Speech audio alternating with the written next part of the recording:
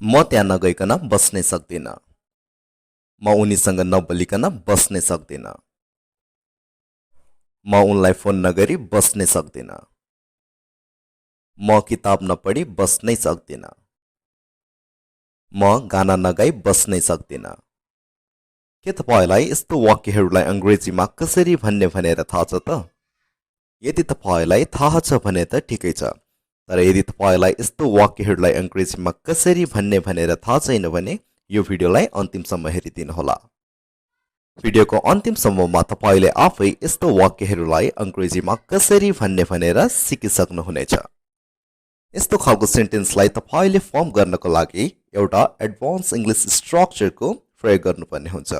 त्यो स्ट्रक्चर हो subject plus can't help plus gerund plus object। यो सेन्टेन्स स्ट्रक्चरको नेपाली मिनिङ हो केही कुरा नगरी बस्नै नसक्नु। ल अब यो सेन्टेन्स स्ट्रक्चरलाई वाक्यमा प्रयोग गरेर हेरौँ है त। अनि तपाईले राम्रोसँग बुझ्नुहुनेछ। म त्यहाँ नगई बस्नै सक्दिन। I can't help going there। I can't help going there। gerund भनेको verb को फोर्थ फर्म है, यानी कि verb को ing फर्म। before लाई तपाईले gerund भन्न सक्नुहुन्छ। म उनीसँग नबोली बस्नै सक्दिन। I can't help talking to her। I can't help talking to her। म उनलाई फोन नगरी बस्नै सक्दिन। I can't help calling her। I can't help calling her। म किताब नपढी बस्नै सक्दिन। I can't help reading books। I can't help reading books। म गाना नगाई बस्नै सक्दिन। I can't help singing। I can't help singing। अरु पनि के एक्जाम्पलहरु हेरौं ताकि तपाईले यो सेन्टेन्स स्ट्रक्चरलाई वाक्यमा कसरी प्रयोग गर्ने भनेर राम्रोसँग बुझुन्। उनी हल्ला नगरी बस्नै सक्दैनन्। She can't help making a noise। She can't help making a noise। उनी नचिच्चाई बस्नै सक्दैनन्। She can't help screaming।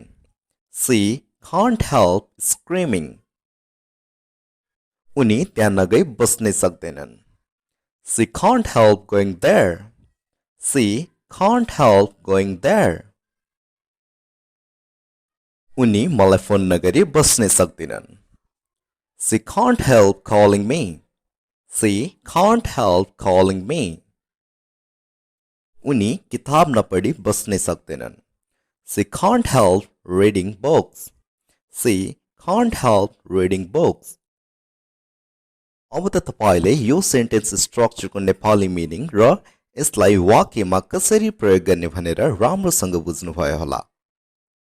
यो सेन्टेन्स स्ट्रक्चरलाई प्रयोग गरेर प्र्याक्टिसको लागि तपाईले धेरै भन्दा धेरै वाक्यहरू बनाउनु होला र शानदार तरिकाले अंग्रेजी बोल्नु होला। यदि तपाईलाई अंग्रेजीको कुनै पनि टपिकमा भिडियो चाहिएको छ भने तल कमेन्ट बक्समा गएर कमेन्ट गर्नुहोला। म अवश्य पनि त्यो टपिकमा भिडियो बनाउने छु।